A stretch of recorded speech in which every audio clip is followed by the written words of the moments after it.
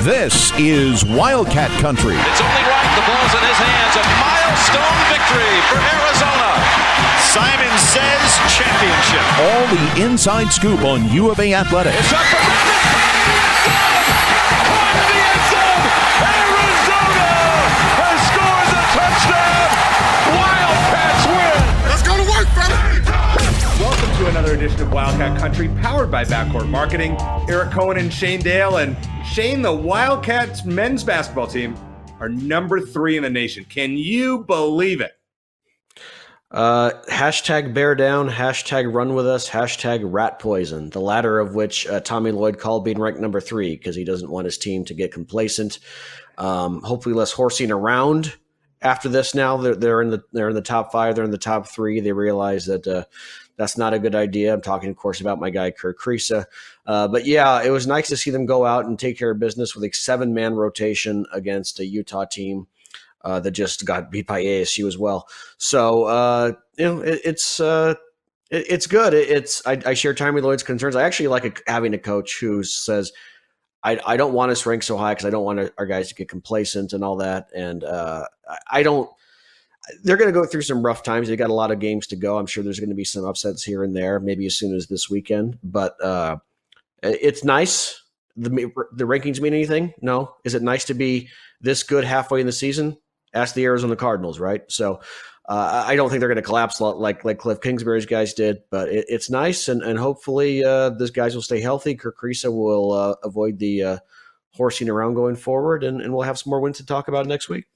You had to take a dig at your Cardinals, didn't you, Shane? Yeah, I did. I'll be honest with you. I didn't even watch the game. I had to get our son down to sleep last night. We're recording this Tuesday night, so the game was Monday night. Halftime, I see the score, and I'm like, nah, I didn't watch the first half. I think I'm good not watching the second half. So you didn't miss much. I'll be honest with you. Okay, here's a big show that we have this week. We're going to have a former Arizona, I don't want to say legend, but former notable Arizona Wildcat, Chris Gronkowski, who is probably more well-known now, obviously, for his family name, but also for his entrepreneurship. If you don't know what Ice Shaker is, you will find out later in the program. But first, we have a 6-pack of buy or sell. And Shane, we're going to start with your boy, Kirk Kriisa. He did not play on Saturday. So number 1 in buy or sell, are you concerned about his absence, the reason for his absence on Saturday, and Tommy Lloyd's comments about Arizona not being championship caliber? Are you concerned about that? Would you buy that statement, concerned, or sell it, not concerned? I'll sell it because I would be more concerned. Tommy Lloyd was talking about just how good they are. I like that he keeps challenging these guys. They have a long way to go. He's been down this road before. Didn't win a championship with Gonzaga, but went to 2 championship games. Knows how it's done. I think understands the temptation to get complacent, especially with Gonzaga being in the West Coast Conference and facing a bunch of teams that just aren't as good as them. Not the case in the Pac-12. They're going to face some very good teams soon. Arizona is, and in terms of Kirk Kriisa, it sounds like he's good to go. I think hopefully the kid learned his lesson and realizes that you can't do dumb stuff before a game. I'm glad it happened now as opposed to right before an NCAA tournament game, because that would be a very Arizona Wildcats thing to happen. Hopefully that doesn't happen again. And they're already down to an 8-man rotation. They can't afford to lose another guy, regardless of who it is on the roster, long term. So I'll sell it. I would be more concerned if Tommy Lloyd wasn't as critical of his team and Kirk Kriisa after the game. I would agree. It's a small sell for me, though, Shane. There's a little bit of concern. The Wildcats were lethargic in the first halves of the Colorado and Utah games. And obviously, they bounced back and they really put it on both teams in the second half. But you can't do that come March. So I'm a little concerned that Lloyd calling out his team, Kirk Kriisa goofing around. Hopefully, they get the message. So I'll sell it, but tentatively. Does that make sense? I guess I'll roll with that. Yeah, no, that's fine. And like I said, I would be more concerned if he was like, oh, yeah, we'll be good. And they're going to go through some more challenges. We're halfway through the season, or not even halfway if you consider the Pac-12 tournament. So they got UCLA coming up, hopefully. They're going to play an Oregon team down the road that's finally picking things up. Hopefully USC at some point. So they're going to have some challenges. They're going to have some slip-ups. They're going to learn a lot between now and March. And as long as they get healthy, or to stay healthy between now and March, hopefully get Kim Aiken back at some point. But even if they don't, with the 8 guys that they have, I'm okay with them learning a couple of more hard lessons along the way, as long as they get to March in one piece. All right, speaking of March, number 2, and I know I'm probably going to do this every week and bring this up and buy or sell. Arizona will be a top 2 seed in the NCAA tournament. Buy or sell? I'll buy that. Especially because there's more opportunities for some good quality wins along the way. This isn't the Pac-12 of the last several years where you have to fight to get a top 50 win here and there. And there are a lot of bad teams in the Pac-12. Don't get me wrong. I posted the other day that Grand Canyon has a better net ranking, 61 the other day, than 7 Pac-12 teams do. But there's still opportunities for some big wins against UCLA, against USC, against Oregon in the regular season, and hopefully in the Pac-12 tournament. And even if you lose a couple of those games, it's not necessarily going to count against you. I think they're going to take care of business enough against the other teams in the Pac-12. There's probably going to be an upset here or there, but I don't think there's going to be enough that, health permitting, is going to knock them out beyond the 2 line, I guess, is what your question is. Your guy Lenardi, I think, has him as the 1 seed right now. Bracketmatrix.com, which is a great website. It's a compilation of all the projections on the web, has Arizona currently as the last number 1 seed in. I don't see them dropping below a 2 seed, below that last 2 line, certainly between now and then. Again, health permitting, as always. Small sell for me again. I see Arizona as the number 1 3 seed in March Madness. Just a hunch. I hope I'm wrong. I just think there's too much that can happen in the Pac-12. We saw Oregon, what they did going on the road and sweeping the LA schools. I see UCLA and Arizona both as 3 seeds, and USC not even in the top 4. So, I mean, hopefully I'm wrong. I think Arizona, right now I would predict Arizona to win the regular season Pac-12 championship, but lose to UCLA or some other team in the Pac-12 tournament. If you were to ask me, just make a bold prediction, there you go. So I'm going to put them as a high 3 seed. I hope I'm wrong. Don't remember this prediction in March. I will not brag if I'm right. Number 3, as of now, Shane, based on expectations, if Arizona loses before the Elite 8, this season would be considered a failure. Buy or sell that statement? From the fan base, I would buy it. They're probably thinking Final Four at this point. For me personally, I would sell it because a Sweet 16, number 1, it was above my expectations before the season, and number 2, there's just so many landmines in the NCAA tournament, and they happen to get a bad matchup, then that doesn't really matter. So I think it's just very tough because there are a lot of very good teams. It's a tournament, Eric, where the best team doesn't always win. It's the team that's good and gets hot at the right time. So it's tricky. If we're talking like NBA playoffs and you got best of 7 series, I might feel a little bit differently. But in a best of 1, anything can happen. So I think the fans are thinking, Final Four at this point, maybe, at the very least Elite 8, even though I'm sure a lot of fans are sick of just getting that far. But for me personally, I'm going to sell it because I think even despite the great success they've had so far this season, I think that's unfair still at this point.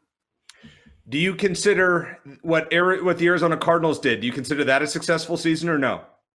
Oh, absolutely not. No. Okay. All right. So here's where I'm going with that. Arizona basketball starts out really well. Arizona Cardinals start out really well. Cardinals faded. Now, I don't expect Arizona to do what the Cardinals did, but if the same thing happened, yeah, I would say it would be a failure. So I'm gonna buy that statement. What I'm saying, Eric. What I'm saying is, I think that it's tougher and I guess football's single elimination too. But the Cardinals dive started a couple of months back. If Arizona fell off the face of the earth at this point, like the equivalent would be for the Arizona men's basketball team to drop from a 1 seed to like last team in and then lose by 30 points in that game. That would be the equivalent of what the Cardinals did. If that happens, yeah, it's a big disappointment. But getting to the Sweet 16 even like you said, if they're a 3 seed, they face a 2 seed in the NCAA tournament. Is it really that big an upset? And even if they do are upset, it happens. It's the NCAA tournament. So I'll sell that for now. Okay, number 4, let's talk about a team that I'm concerned about, and that's the women's basketball team who lost to Oregon. Tough game, but they just haven't played well. They had to have a buzzer beater to beat Oregon State, who's not a bad team, and then they lost to Oregon in overtime. They, to me, have the look of a team that won't last long in March.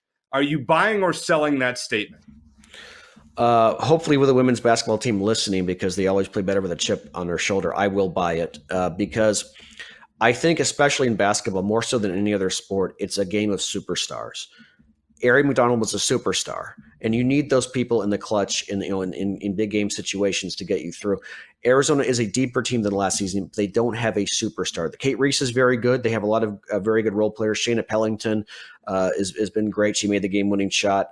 I think she's made a couple already this season. So she's clutch, but I think when it comes to March, you need a superstar, someone who can take over a game. I'm not sure Arizona has that person on this team. I would like to be wrong. Would love to see them make another run, but I'm not terribly surprised with their struggles. I just think their margin of error is very small. So it was a mixed bag in Oregon. They came back late and beat Oregon State. They're up 13 against Oregon and let that lead slip. So I think what you've seen in the past week is indicative of how the rest of the season is probably going to go for this team.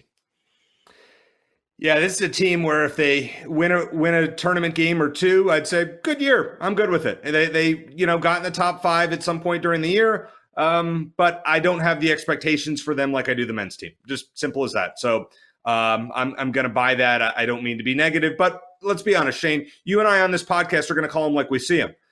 This is not going to be a all praise and no bash podcast. And it's hard to do that when you have a 1-11 football team, or where it's all praise. But so we tell it like it is. And as of right now, I hope we're both proven wrong. But the women's team concerns me. I'll put it that way. All right, number 5, Adia Barnes did nothing wrong with her actions up at Oregon. We've seen, if you've been following on social media, she has apologized for those actions. I personally am buying this. Would you agree? So apparently she flipped off Oregon's bench, or Oregon's coaching staff toward the end of the game, that overtime loss to Oregon a few days ago. So you remember a few years ago, Eric, down at the U of A ASU men's basketball game in Tucson, I happened to be there covering it for ABC 15. I was down there taking some pictures and video before the game on courtside, right by where the Zona Zoo goes, and ASU enters and exits the court. And you remember Torian Graham gives the Zona Zoo the double bird on the way out. Yeah, I happened to capture that video, and I posted on Twitter and saying like Torian Graham shows tells the Zona Zoo who's number 1 or something. I didn't think it was that big a deal. It's a rivalry game, right? Half hour later, I go back to my my press seat as the game's about to start. And this thing is all over national media. Like it's like really? It's like a viral story. Yeah, it's crazy. And I didn't think it was that big a deal. I still don't think it's that big a deal. He shouldn't have done it, but it's a rivalry, and he apologized afterwards. But it was this whole big thing, and it's like it's not that big a deal. Now, I think coaches are held to a bit of a higher standard, and Adia Barnes apologized for it. She and her players talked about Oregon's staff said some nasty stuff. And that should be investigated by Oregon if it hasn't already. That coach seems like a piece of garbage. That Oregon coach seems like a piece of garbage. Yeah, it certainly sounds that way. With that said, Adia Barnes knows that was not the proper response, and she apologized for it. Is it that big a deal? I don't think so. She also got reprimanded for criticizing the officials after the game, but a lot of coaches, both men and women, have done that. So I don't think it's that big a deal. She apologized for it. I think it's time to move on. Did she do something wrong? Yeah, she shouldn't have flipped off the Oregon, but there was a better way to handle it. Do it. But come on. I'm all for it, Shane. Look, Eric, the double bird she gave when she was motivating her team after the UConn game, love that. Totally appropriate in that situation, in my opinion. This one wasn't. I don't think she had anything to apologize for at the Final Four last season. I do think it was right to apologize for getting a little too emotional. She let whatever Oregon said get the best of her. But again, I'm fine with that being highlighted. But you know what? In the grand scheme of things, is it that big a deal? No. Does it add to this rivalry that looks like it's growing in the Pac-12? Absolutely. And I'm excited for the next time they play. Yeah, February 4th is when it's scheduled. Watch Oregon have a COVID break and not come to McHale Center at that point. Just watch that. All right. By the way, Adia, I love it. Keep it up. I think it's great. The bonus question. Arizona baseball was just ranked number 14 in the Perfect Game preseason rankings, number 15 in D1 Baseball's rankings that came out today, which is Tuesday when we're recording this. And for me, are you buying the hype or are you selling that hype? I guess I'll sell in terms of I'll believe it when I see it, because we just don't know what to expect from Chip Hale. They did lose some quality guys, including Jacob Berry, who's probably going to be a star in the major league level, who followed Jay Johnson to LSU. So I'm not sure how much this team is improved from last season. I think maybe it's a little high. I think they're riding the coattails of last season a little bit. Top 25 is a possibility, but we'll wait and see. It's a completely different staff, a completely different culture. I like what Chip Hale is all about: competition. He posts videos about, of them competing in the weight room and in other competitions. There's this new like analytics for U of A. Have you seen that, where they show like who's most improved in certain areas? So he's big on that, which I love. But he's a new coach. It's a completely different situation from the major leagues for Chip Hale. So I'm optimistic about it, but am I going to say, oh yeah, they're going to repeat as Pac-12 champs, or they're going to be right there? I'm not sure about that yet. Yeah, I'm going to sell this because for the same reason. I want to see first, getting Daniel Susac back is huge. And obviously they have some good returning pieces. If Jacob Berry was back, Arizona is for sure a top 10 team. I have questions. We'll see how Chip Hale translates to the college game. So I'll sell, but try to be optimistic. Sorry for all the negativity in the first segment, but hey, we'll definitely have a Chip Hale on the podcast at some point as well before the season starts. Yeah, and looking forward to talk to Coach and find out just his, being a former major league manager, coming in and what it's like to be a college coach these days. All right, do you have an ice shaker? Well, I don't, but I'm soon to get one. A few U of A athletes now have their likenesses on these ice shakers. Let's talk to Chris Gronkowski, the entrepreneur behind the ice shaker, here on Wildcat Country. Shane, big-time guest on this week's show. Really excited to have Chris Gronkowski, former NFL fullback, former Wildcat fullback, and definite awesome entrepreneur. He is the founder of Ice Shaker. And Chris, obviously, thank you for coming on the podcast. And before we get started, just tell us what's going on with Ice Shaker. First of all, how did you come up with the idea? And then secondly, tell us about why you decided to get in the NIL business. Yeah, for sure, guys. Well, first off, thanks for having me. I'm excited to be here. I actually came back to U of A for the first time in 10 years, man. So just rekindling everything has been good. It's been really good. But the Ice Shaker, I left the NFL. I was actually doing another business with my wife, and it had nothing to do with sports and fitness. And I grew up, my dad had a fitness company. We grew up playing sports our whole lives. So I wanted to find another way to get back in. And I was at the gym here in Texas. It was super hot out. I grabbed a plastic shaker bottle. I went to the gym and I was taking a sip out of it. Tasted awful, sweating everywhere. I was actually making like little designs on the floor with the sweat rings. And I was like, man, I know there's better technology out there. There's got to be something that will actually blend up my pre-workout or, BCAAs, whatever I'm drinking, or my protein shake afterwards, that will actually keep my drink cold too. So went home that day, figured I'd just find something on Google or Amazon or whatever it was. And there was just nothing out there at that time. So at that point, I went all in, really just to make one bottle I could use all day, every day for everything I did. So, I'm a simple guy. I wanted one bottle I could bring to work, come home, use it at home, use it at the gym, bring it on the airplane with me, and went on this journey to start Ice Shaker. And that's how it all started. So, Chris, first of all, thanks again for joining us. We appreciate it. I got to ask you, because I'm a big fan of Shark Tank, and you were on there presenting the Ice Shaker with all your brothers, including Grob, a couple of years ago.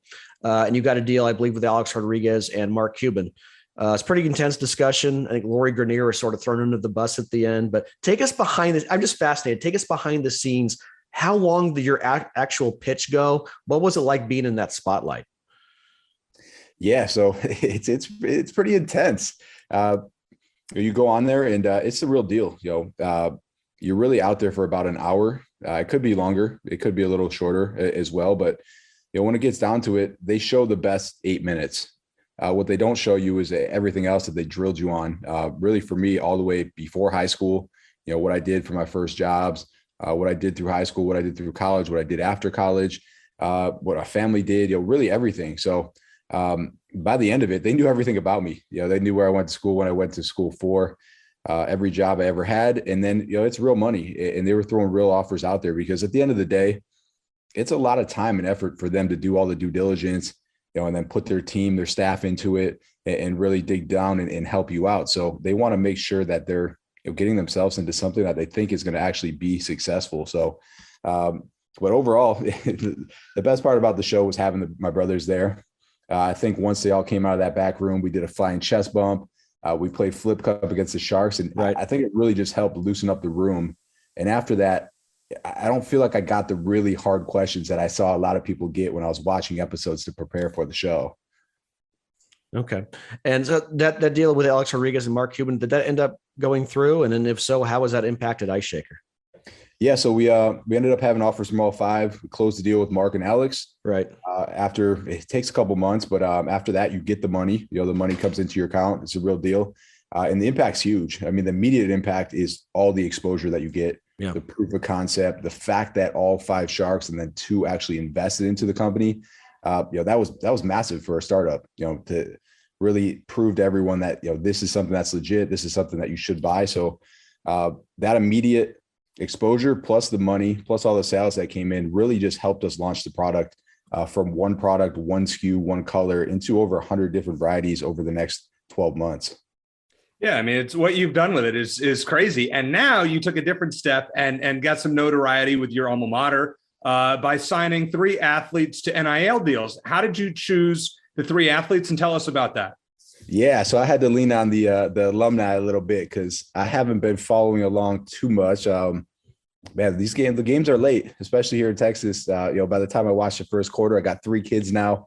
I'm usually in bed after that second quarter, so it's hard for me to follow. So, I got. We can hear one of them there too. Yeah. We might have a celebrity guest over here. It would be the first time. But reached out to some of the alumni.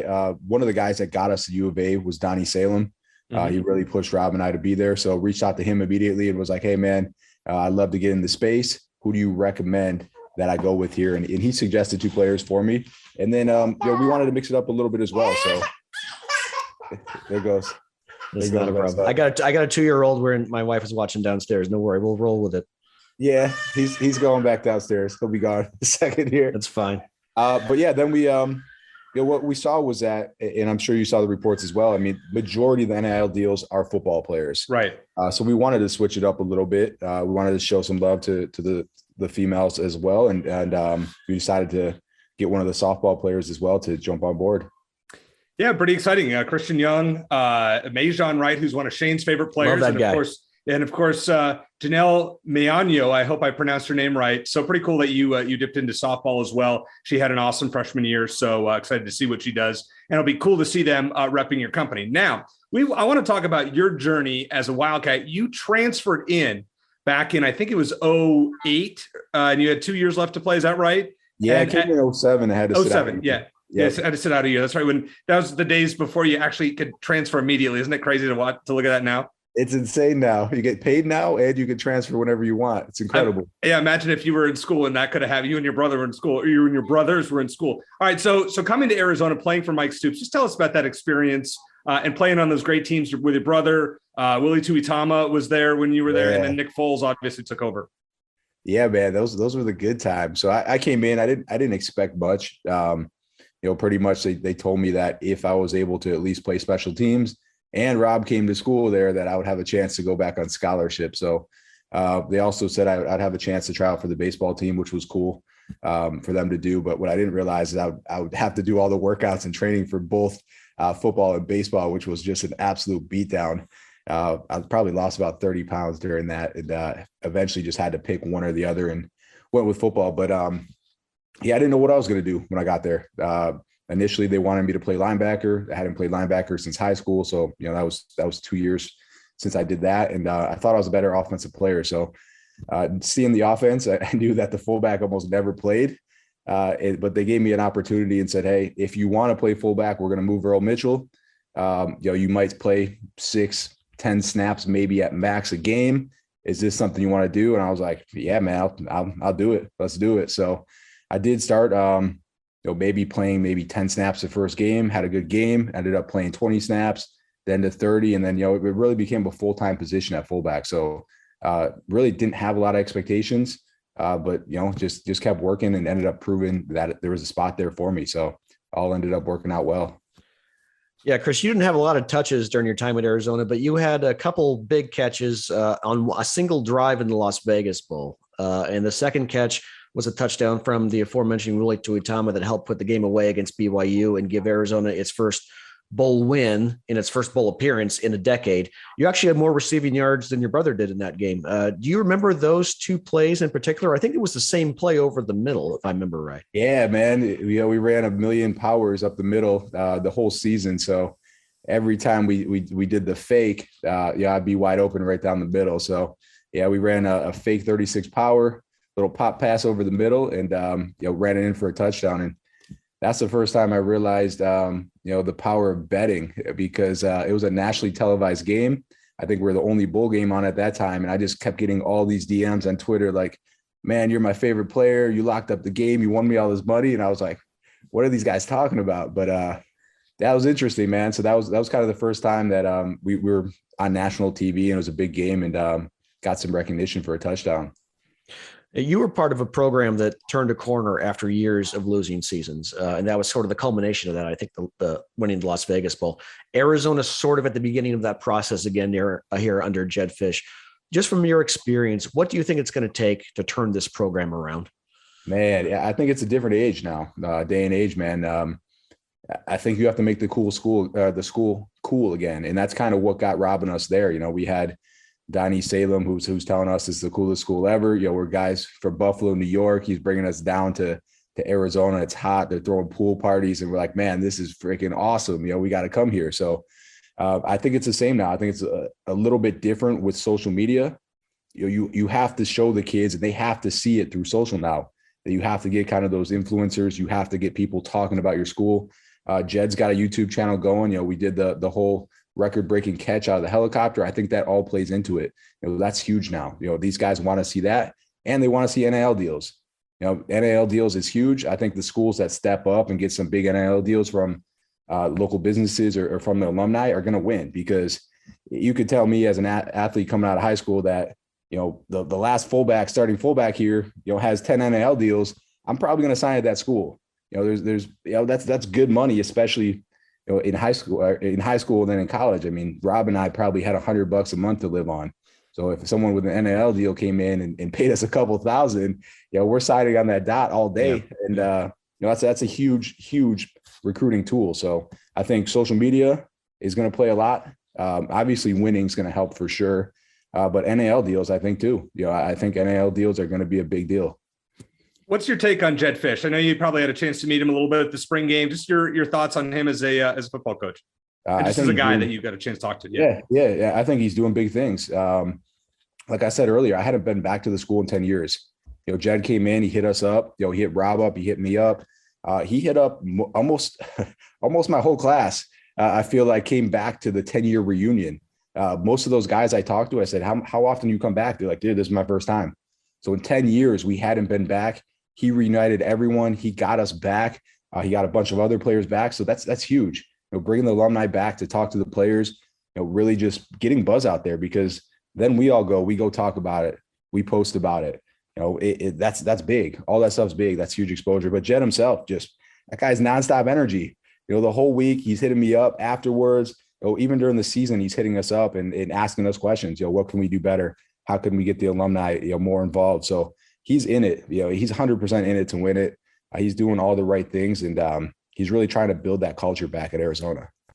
Speaking of coaches that were really in it to win it, it seemed like Mike Stoops was that way when you were there as well, and really just kind of an eccentric guy. Really, it seemed like a cool guy. Any good Mike Stoops stories that you can share on the podcast? And man, Mike was crazy on game day, but he really wasn't that crazy like normally. Like his game day, just energy was just a whole new level. Like that, it was just crazy. But he really, as a coach, like on a day-to-day basis, wasn't that out of control. Like he looked like on TV on game day. So I think he gets too much credit for his game day energy. But overall, he mostly dealt with the defense. So we really didn't, on a daily basis, really interact with Mike that much.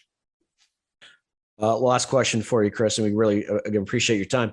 The world record that you mentioned, where your brother caught the ball out of the plane, took a few tries, but Do you know how that all came together? What role did you play? Were you there on hand for all of that? Yeah, I was there. That was sweet.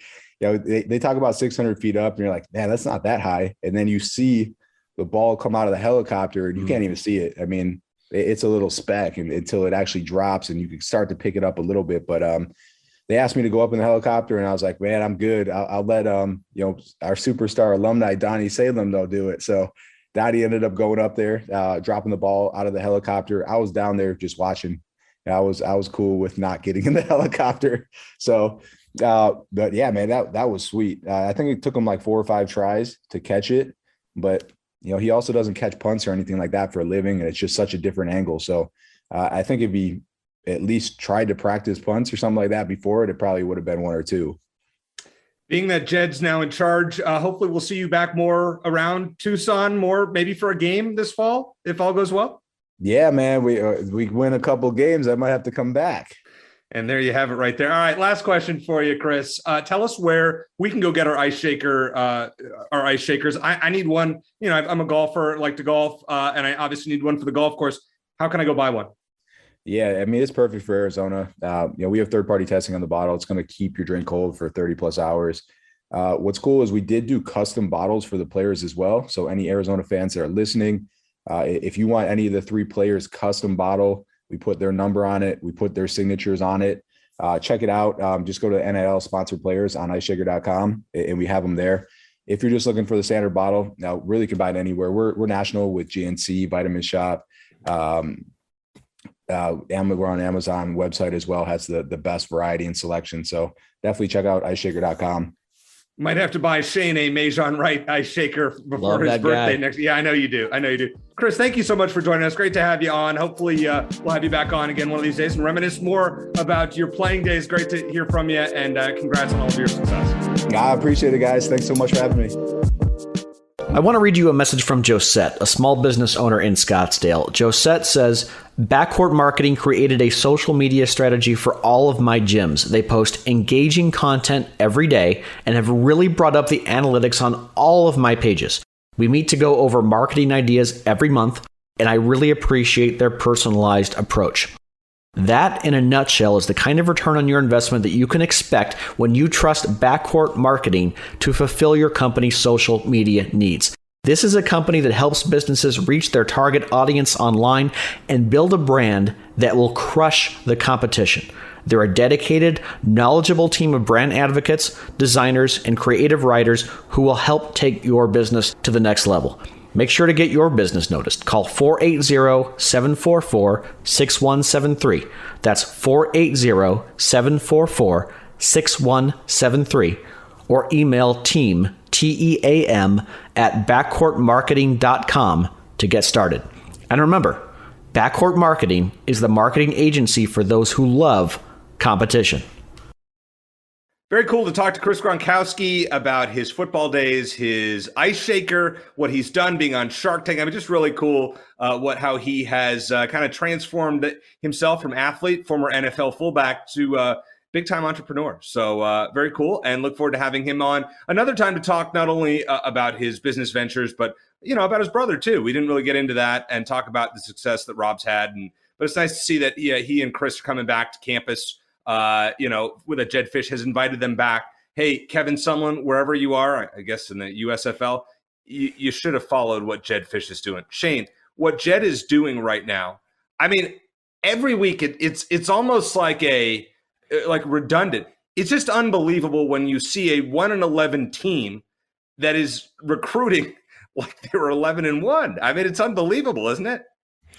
Well, yeah, and a lot of those top recruits are about to compete in the Polynesian Bowl, including Noah Fafita, T-Mac, Jacob Manu, all the Servite guys are over there, so that's cool. And in terms of the alumni, yeah, we've talked about this, Eric.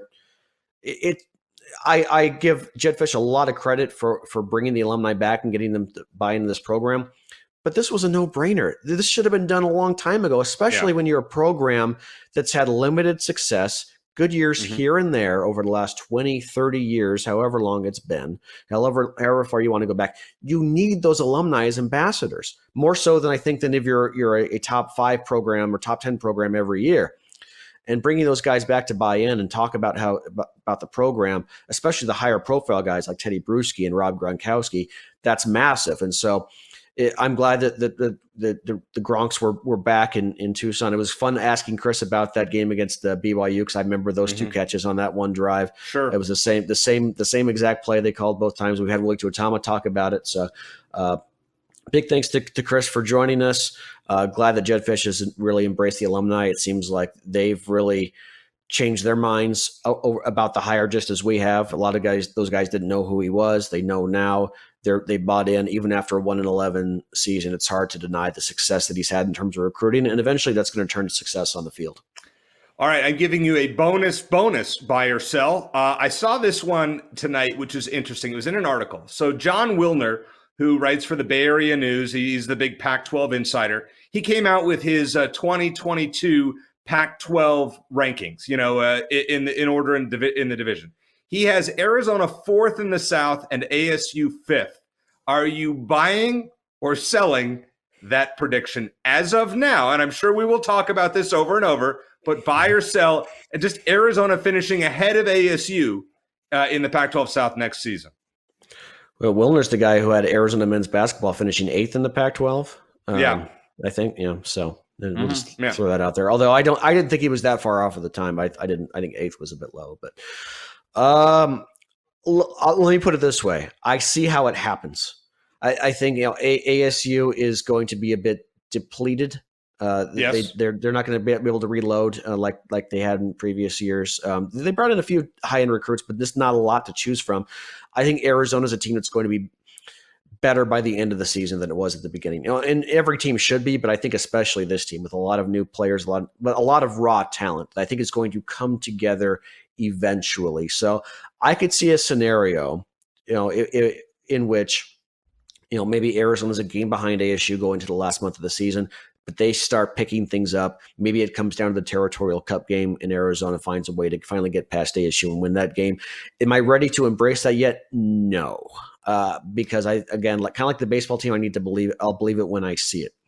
And this is a team that's the only reason they're not on a 20-plus game losing streak right now is because Cal is missing half its team due to COVID.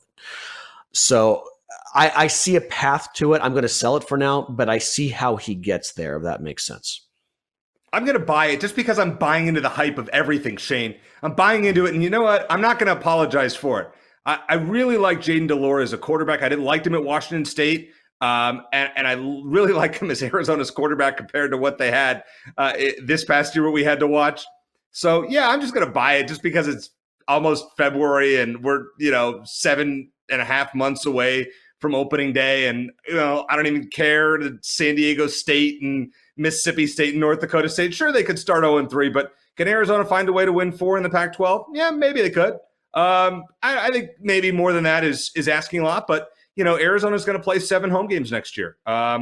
If they could win 5 of those, if they can win 4 of those and go 4-3 at home, this is a team that will make a bowl in 2023. I'll tell you that right now. I'm going on record. I don't think it's a bold prediction. Arizona will be in a bowl game in December of 2023. I don't think it's going to be a January bowl, but they will be in the Sun Bowl or the Vegas Bowl or something like that. So at least we're going in the right direction. And after what we watched this past year and the year before that and the year before that, it's nice to see us headed in the right direction. Funny thing is, Braxton Burmeister, who was once an Arizona commit, then he went to Oregon, played 2 years there. Then he bailed on Arizona because of Khalil Tate, I believe. Went to Oregon, played 2 years there. Then went to Virginia Tech, played 2 years there. Of course, where does he transfer? San Diego State. And who does Arizona play on opening day in 2022? At San Diego State, opening their new stadium. Just saying. All right, Shane, I'll be honest. I'll be honest with you, Eric. I didn't realize Braxton Burmeister had any eligibility left. I thought that seems like such a long time ago, doesn't it? It's the COVID extra year. Right. that gave him. But it just seems like such a long time ago to me. It's crazy. But yes, the rule is though that he's going to start against Arizona and throw for 400 yards and 5 touchdowns because that's always what happens. He's going to be you saw what KJ Simpson did. Our former Wildcat Country guest. KJ he looked good. Set a career high in the first half against now. So it's a thing that happens to my teams. But no, it's kind of like Braxton Burmeister's kind of like the. It's like the Jordan Brown of football, but going. He just keeps transferring somewhere. Yeah. All right. Before we head out on the show, Arizona's going to play. Arizona men's basketball is playing 3 road games between this podcast and the time we record our next one. They're at Stanford on this upcoming Thursday. Then Sunday, a rare Sunday game, they're at Cal, and then on Tuesday they are at UCLA. 3 games in the state of California. Shane, I'm going to say Arizona wins 2 of those. Will you buy or sell that prediction? Yeah, I'll buy it. The most likely is, they beat Cal and Stanford and lose to UCLA. I could also see a scenario where they trip up against one of those teams in the Bay Area and then come back and beat UCLA. But one way or the other, I think it'll. I think they'll take 2 out of 3. If they win all 3, it'll be great. But I think this team is in store for a couple of letdowns along the way. That doesn't mean that I think they're not as good as their ranking, because I think they are. But I think they're going to have some hurdles, especially. And I know I keep hampering this point, but I think it is a big deal. An 8-man rotation, you're going to get into foul trouble, especially on the road, and it's going to become a bigger deal than it would be if you had a 9th guy like Kim Aiken. So, I'll 2 out of 3. Hopefully, would love to see all 3, but I think I always go against it. I don't like the conventional wisdom because it's usually wrong. Conventional wisdom is they beat Cal and Stanford, they lose to UCLA. That's probably what happens, though. It's probably what we're going to be talking about next week. So one other thing I want to point out, that Arizona probably will never get to number 1 this year unless they win the national championship, because Gonzaga will end up being number 1. Auburn will eventually could lose this week. Gonzaga will be 1, and odds are they're not going to lose anyone in their conference. Their offense has been unbelievable. So Arizona's ceiling is number 2. Right now they're number 3. Shane, we just talked about them possibly getting in the top 25 before the season started, and now to number 3. I mean, you can't at this point. I mean, it's like a dream come true. As much heartache as we've had, in covering Arizona sports, especially the football team, in the last year and a half or so. I guess we've been doing this podcast again, and it's hard to believe it's almost been that long. But you think about, we both have a men's and women's team both in the top 10. The women's team still hanging on at number 10. The football program won a top 20 recruiting class as of now. Baseball program looks good. Softball program looks good. A lot to be excited about. We didn't mention, Eric, the 3 offensive linemen that the Jetfish just brought in as transfers, 2 tackles and a guard. So my wish list, it's not just a great class, Eric, in terms of the 4-star guys that they got and the high 3-star guys, but in terms of positions of need, both in terms of high school guys and especially transfers. Filling in so many gaps. It's like, the NFL draft trying to fill in as many gaps as possible. And he's done that. And not everyone's going to pan out. There are guys who, 4-star guys who are not going to pan out. But there's also going to be some 3-star guys in there who are going to exceed expectations. So it should even out. So excited for football, excited for the rest of the men's basketball season, still holding my breath week to week because the margin for error for the men's team is so thin.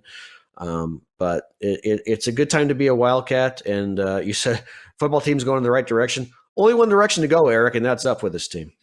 That's a very good point. Well, it should be an interesting week of games, Shane, and more hypotheticals, I'm sure, to be discussed on next week's program, which will be very basketball-centric. Unfortunately, the UCLA game is a little late, so we will not be able to support our sponsor, Backcourt Marketing, with a live stream. Thank you, Pac-12, for those 9 p.m. Arizona starts, which is ridiculous. But we look forward to doing more live streams, courtesy of Backcourt Marketing. Check them out, backcourtmarketing.com, and on Twitter at backcourtmktg. Also want to thank our friends at All AZ Sports for producing the podcast. Always appreciate their help every week. And thank you, as always, for booking a great guest in Chris Gronkowski. So for Shane Dale, I'm Eric Cohen. As always, and especially this week, bear down.